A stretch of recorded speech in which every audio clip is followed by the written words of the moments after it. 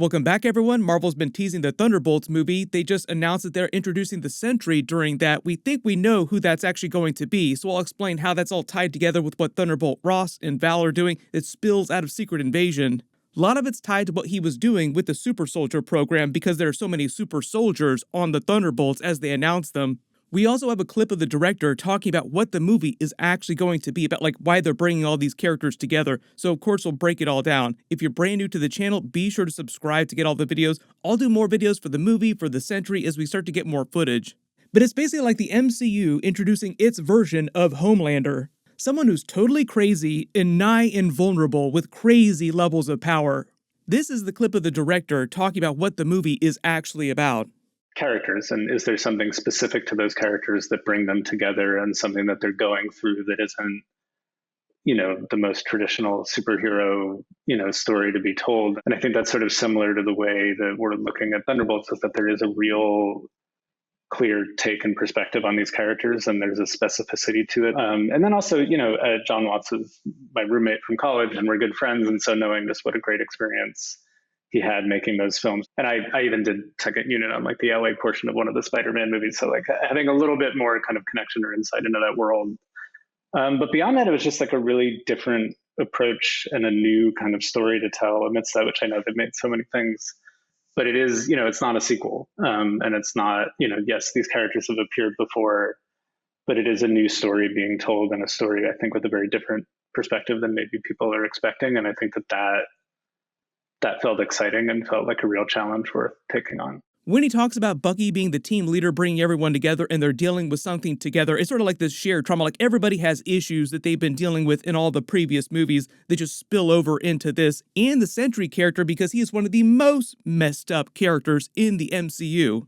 The reason why we're talking about the Sentry is because you probably saw in your feeds this week that Marvel revealed they're casting an evil Superman character from the comics to be one of the villains of the Thunderbolts movie, if not the main villain. They're kind of doing that thing where they say that somebody is the main villain, but secretly somebody else is actually the villain, like Thunderbolt Ross. Val is another good example, kind of an anti-hero, but also kind of one of the big antagonists of Marvel Phase 5. We got a couple teasers for what's going on with that during Black Panther Wakanda Forever with the Val, the Thunderbolt Ross Vibranium plot. We also learned that they just recast Harrison Ford in the MCU as Thunderbolt Ross and will turn him into Red Hulk during Captain America 4, which comes out right before the Thunderbolts movie. So all this stuff for the Thunderbolts, the Sentry, is meant to be connected. When you hear evil Superman in the MCU, there are a couple of main characters that come to mind, mostly Sentry and Hyperion. They're two completely different characters, completely different backstories. Hyperion isn't an Eternal like the ones we just saw in the Eternals movie with the same backstory as Superman from DC, like he was fired from his dying planet to planet Earth and uses crazy Eternals powers to become a more hardcore anti-Superman kind of character within the ranks of Marvel's heroes and villains in Squadron Supreme. Like that's his big team, his version of an anti-Justice League.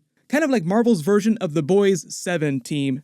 Sentry is also like Marvel's version of Superman with the twist that he's totally schizophrenic. He's a schizotypal personality disorder, not the same thing that Moon Knight suffers from, but similar. Both of them have alternate personalities, like Moon Knight has Mark Spector, Stephen Grant, we just met Jake Lockley at the end of that series, but he has something called dissociative identity disorder. Sentry's real name is Robert Reynolds. He started out as a drug addict who was just down on his luck and broke into a lab where he thought he could find a score. He took what he thought was going to be drugs that were going to get him high, but it wound up giving him powers. It wound up being the Golden Sentry Serum, which was a derivative of the Super Soldier Serum, part of the Weapons Plus program. It gave him the power of 1,000,000 exploding suns. Like that version of the Super Soldier Serum was way more potent than the version that the other super soldiers on the Thunderbolts team got, or even Captain America got.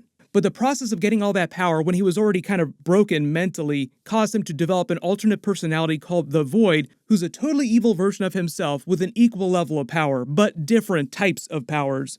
So a lot of his backstory is similar to the backstory for Homelander and the other Boys superhero characters getting their powers from Compound V, but the whole pitch is that he's mentally very broken character. He's not mentally stable, so the whole idea is, what if Superman, but he's totally crazy, which is where you get to the Sentry in the MCU. The reason why I say the mystery evil Superman that Marvel's introducing is Sentry and not Hyperion is because of what Kevin Feige said at D23 at the Thunderbolts presentation. They revealed what's going on with Val, Thunderbolt Ross, and their whole plot to recreate super soldiers in the Weapons Plus program. This pays off a long-running Easter egg that I'll explain in a second from the first Incredible Hulk movie. And at D23, Kevin Feige very specifically remarked that Winter Soldier was going to be the most mentally stable person on the Thunderbolts. David Harbour, who plays Red Guardian, said that it's all about this group of fundamentally broken people, mentally broken that is, who all have crazy levels of powers, who find a way to work together and help heal each other slowly. Like help each other actually accomplish their mission, but also fix a lot of their mental problems they've been suffering from. And a lot of them just happen to be super soldiers, kind of like Sentry is. Technically, he's a super soldier, even though it's a slightly different version of the formula. Through Captain America 4 and the Thunderbolts movie, they're paying off this long-running Easter egg from the Incredible Hulk movie with the Weapons Plus program, which is meant to be Thunderbolt Ross's renamed version of the Super Soldier program. So, for example, Wolverine comes from the Weapon X program, but X is a Roman numeral that stands for 10. He's the 10th version of the Weapons Plus program of them trying to recreate a super soldier using different means. All the members of the team here come from some iteration of the Weapons Plus program or some offshoot in the case of the Winter Soldier with Hydra's Winter Soldier program. Thunderbolt Ross's whole thing with continuing the Weapons Plus program during the Incredible Hulk movie and then into present day that he'll use to create more super soldiers, better weapons that he wants to use to defend the United States from other future threats like Thanos. The program that Bruce Banner was working on when he had his Gamma accident giving him his Hulk powers was secretly part of the Weapons Plus program. Thunderbolt Ross just tricked him into working on it, thinking that the program was meant for something else.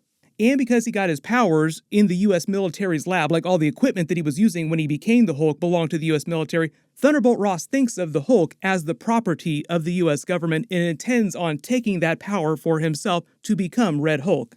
I've already done a much larger Red Hulk video explaining the actual process of how he became Red Hulk in the comics and how they're changing that for the movies, so I'll link that at the end of this and down in the description below.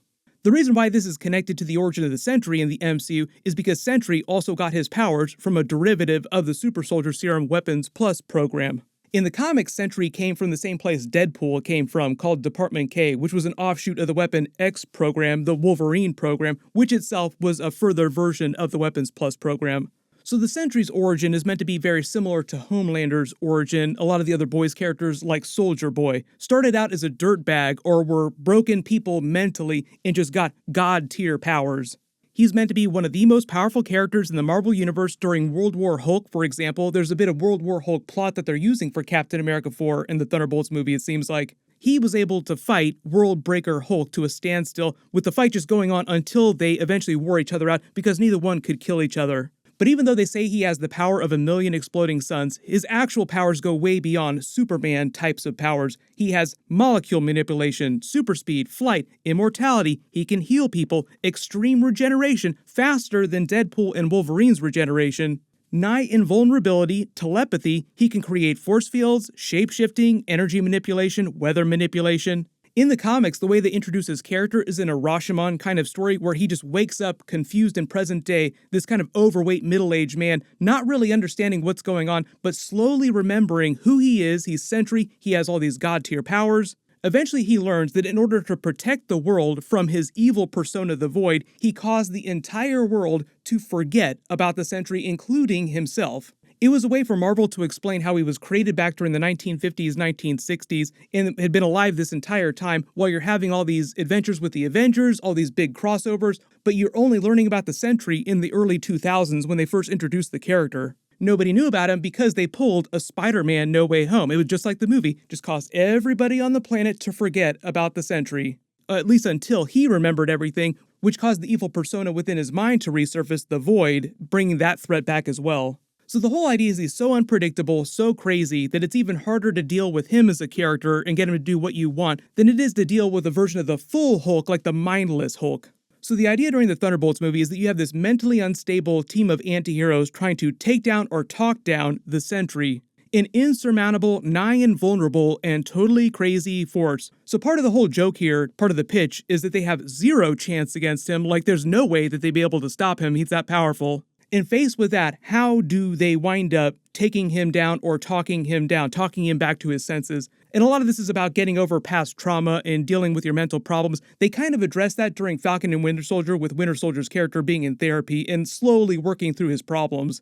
So right now my early theory is they have to face the Sentry. There's no way they can beat him, and they won't beat him. They'll find a way to talk him back to his senses. The big surprise, though, the actor they're supposedly casting as Sentry is Steven Yeun because Jake Schreier, the director, also did Beef, the Steven Yeun series. That's also why I've been using all the Invincible memes during this video, just ironic that it winds up being Steven Yeun in the MCU. Let me know in the comments where you want Sentry to show up after this movie too, because it sounds like he's going to be a pretty big character. There's a whole bunch of stuff coming up too. Make sure to enable alerts for my channel so you don't miss anything. Ahsoka episodes start next week. Click here for that big Marvel Doctor Strange 3 announcement, and click here for all my Deadpool 3 videos. Thank you so much for watching, everyone stay safe, and I'll see you guys in the next one.